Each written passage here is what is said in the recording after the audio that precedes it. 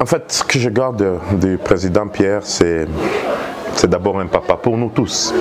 On a beau être 1 million ou 2 millions sur le territoire national, c'est un papa.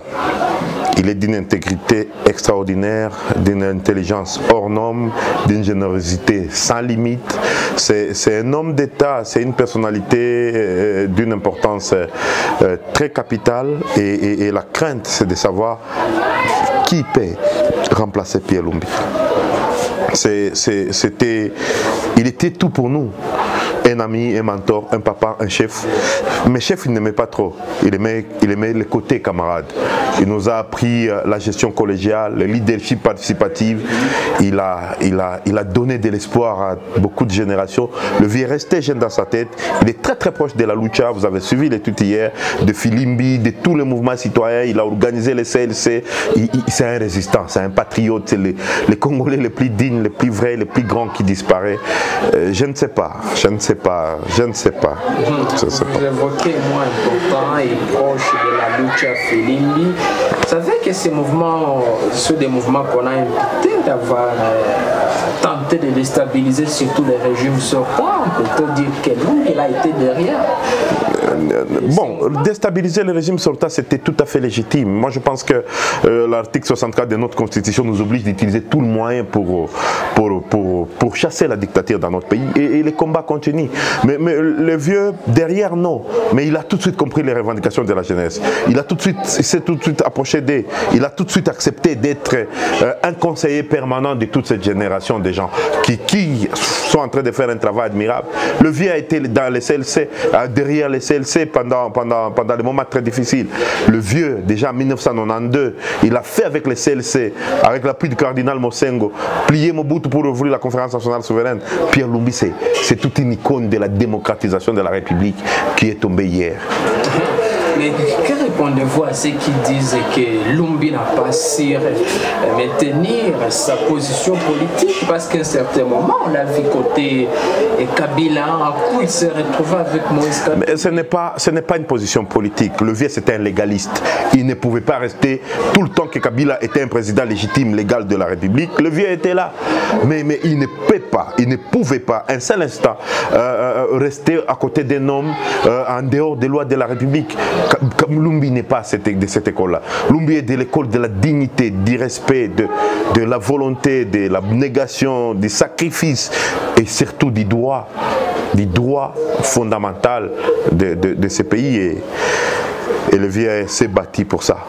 Il y a aujourd'hui des polémiques, des controverses autour de sa mort. On se prend...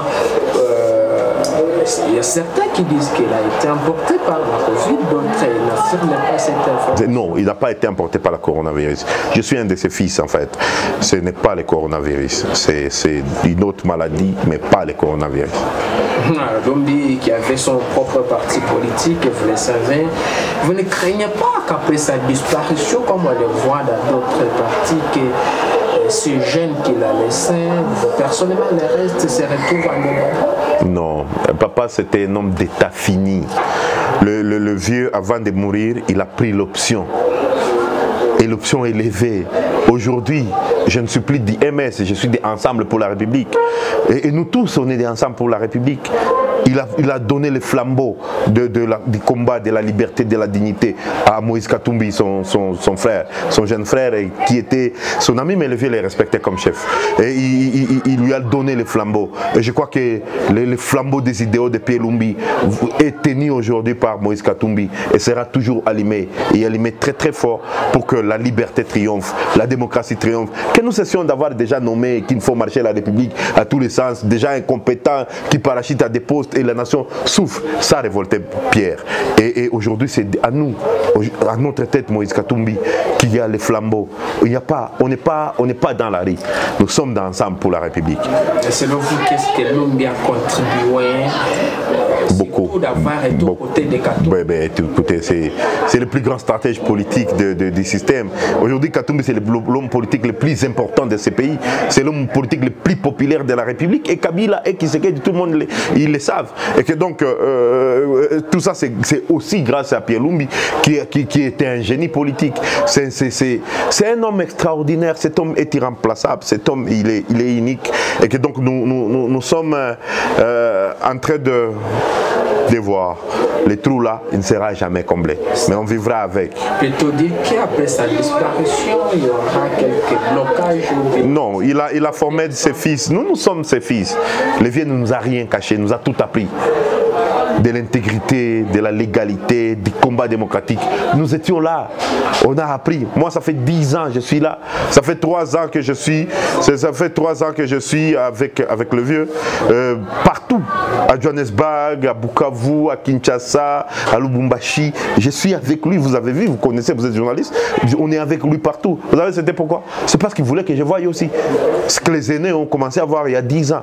Le vieux, ce n'est pas quelqu'un qui gérait un parti politique comme des secrets de sorciers. Non. C'était un parent qui nous ouvrait tout. Et on savait tout. Ses contacts, sa façon de penser. Et nous sommes nombreux. Donc il y a beaucoup de Pierre Lumbi qui restent. Peut-être l'avant-dernière question, M. Patrick.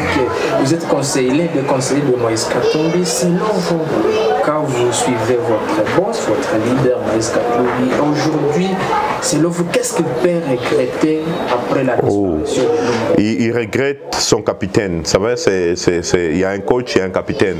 Mais quand il y a un capitaine qui disparaît, l'équipe est déstabilisée. Il faut trouver tout de suite un autre capitaine, mais de la trempe de Lumbi. Et puis, ils avaient une complicité fraternelle énorme. Ces deux personnes se sont vues, se sont appréciées, se sont respectées. Et les partis étaient en train d'être créés par Pierre Lumbi. C'était lui qui était à la machine. Nous, membres fondateurs, nos dossiers partaient chez Pierre Lumbi, pas chez Moïse Katumbi. C'est quoi les programmes? On sait que Lumbi, je sais pas, il a des gens qui les suivaient. C'est quoi les programmes dans la province? On est en train d'harmoniser. Moi, le papa m'a dit, un jour à Bukavu, on mangeait, qu'il souhaiterait, si un jour on devait l'enterrer, qu'il soit enterré à Uvira. Ça, il m'a dit. Bien sûr, il aime Uvira. Uvira, pour lui, c'est une passion, c'est un coin d'amour. Il aime bien Uvira, il aurait aimé être enterré à Uvira. Mais malheureusement, il tombe dans des moments très compliqués. Je préfère, moi, j'ai déjà transmis à la famille biologique et tout ça. Et sûrement, papa, c'était quelqu'un d'organisé. Je crois qu'il a écrit quelque part. Et on va se conformer à ce qui sera décidé de commun accord entre les partis, la famille biologique et tout. Et il y a le président Moïse Katumbi aussi qui est en train de suivre de très près, donc c'est ça le combat. Merci M. Patrick de nous avoir accordé cet entretien. Merci beaucoup, merci infiniment. Merci pour la question. Pierre Lumbi au Congo, qu'est-ce que nous retenons de lui? C'est aujourd'hui un moment pour nous évidemment de dire chacun ce qu'il a retenu de son mémoire. C'est un acteur politique congolais, mais aussi c'est un leader associatif. Un acteur politique congolais puisque voici presque 30 ans, depuis les années 90 jusqu'à sa tombe, qu'il est dans la vie politique. Et là, il a mené la vie politique au sens approprié du terme. Et comme acteur politique qui a tiré des leçons de pas de Pierre Lumbi, nous disons que nous avons beaucoup retenu, beaucoup tiré des leçons de lui. Et c'est la raison pour laquelle nous avons été à ses côtés pendant toute notre vie politique. Pendant toute notre vie politique. Vous savez, il a été leader des partis politiques, le MSR, et pendant qu'il créait, nous avons été à ses côtés. Pendant que ce parti était en train d'être créé, nous avons été là. Et nous l'avons observé, au point qu'aujourd'hui, nous avons beaucoup à tirer de lui. Et nous avons beaucoup à faire de ce qui ressemble à ce qu'il a fait. Comme acteur politique, il faut le reconnaître, il est parmi les rares acteurs politiques qui ont légué un héritage au lieutenant. Il est parmi les rares acteurs politiques qui a laissé ces lieutenants, qui a laissé les membres du parti avec une leçon et une orientation bien connue. Au point qu'aujourd'hui, je ne crois qu'il y ait un seul membre du parti qui puisse dire qu'il est laissé malheureux par son président. Puisque lui, il a donné l'orientation. Et cette orientation est connue de tous les membres. Et que donc, je m'imagine que c'est un acteur politique qui est parti après avoir rendu effectivement service à tous ceux qui l'ont connu. Alors, honorable, que dites-vous de ceux-là qui disent que Pierre Lumbi n'a pas su contenir sa stabilité politique parce qu'ils avancent leur thèse en disant qu'un certain temps on l'a vu du côté de Joseph Kabila, puis après Katumbi. Selon vous, comment pouvez-vous juger ça? C'est puisque c'était un homme de conviction.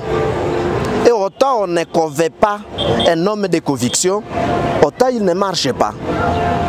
Et c'est pourquoi, bien qu'il a été aux côtés de Kabila, mais il a compris à un certain moment que celui-ci ne l'a pas convaincu. Et c'est de la sorte qu'il a abandonné pour rester fidèle à sa conviction, mais aussi et surtout à ses idéaux. Parce que lui, ce n'est pas un politicien qui est venu du néant, du hasard. Il était venu des mondes connus, généralement les mondes paysans, syndical, associatif.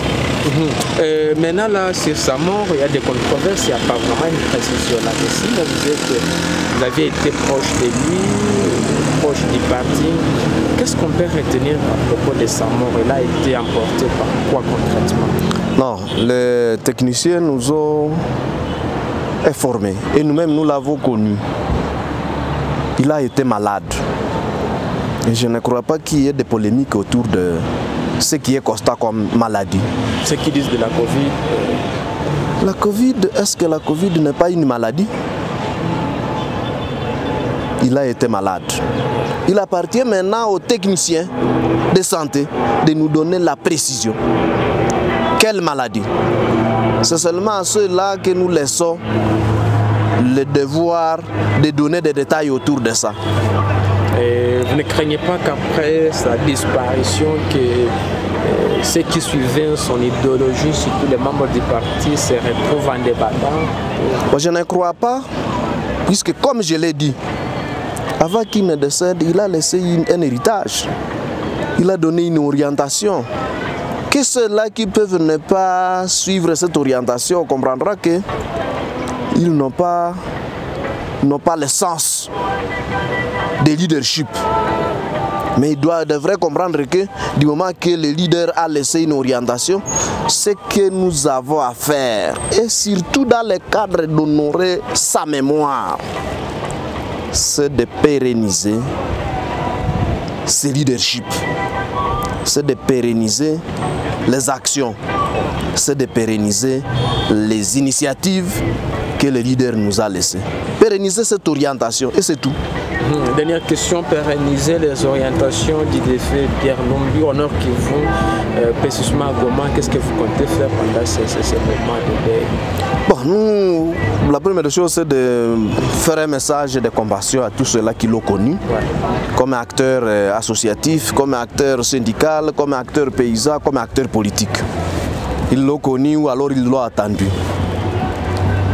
Et le reste, c'est de demander à tous ses proches de patienter que le programme du deuil soit connu pour que nous puissions tous nous conformer à ce programme.